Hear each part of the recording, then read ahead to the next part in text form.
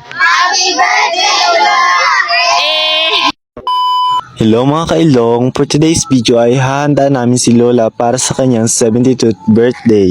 Una kong niluto ay ang pansit dahil hindi talaga tumawala sa birthdayhan. Huwag na kayo magtaka kung bakit ako ang nagluluto dahil ako naman talaga ang nagluluto. Joke! Nagpa-practice na ako para sa future.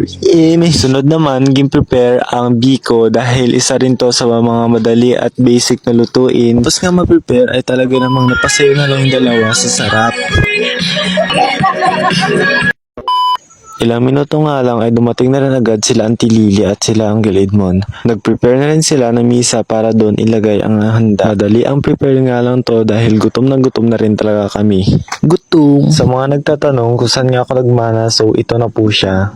Yan nga pala ang aking lolo na talaga namang matangos ang ilong at matangkad. Nagsalo-salo na rin pala kami dito dahil pahapon na rin at mamaya-maya lang ay alis na rin sila Uncle Edmond. Yan nga pala ang aking mga pinsan na talaga namang sa bangka pa talaga nagkain. Kunti nga lang kami kaya talaga namang in-enjoy na lang namin ng aking mga pinsan ang pagkain at pag-ubos ng handa. Kain po tayo! Shoutout rin pala kay Aldrin at kay Ate Joy na nakahabol pa dito. Tamang kwentuhan at tawanan lang pala yung aking mga uncle habang pakit na naman ang dalawa dito. Pagkatapos kong kumain ay dumaritso na agad ang aking mga pinsan sa bangka at hindi makapaghintay na makapaglaro. Sabi nila magwalo sila ng sandcastle at pagandahan doon sila ng gawa. Siyempre pag may birthdayhan, may hugasan. Shoutout ka pala kay Tehana na nagbugas.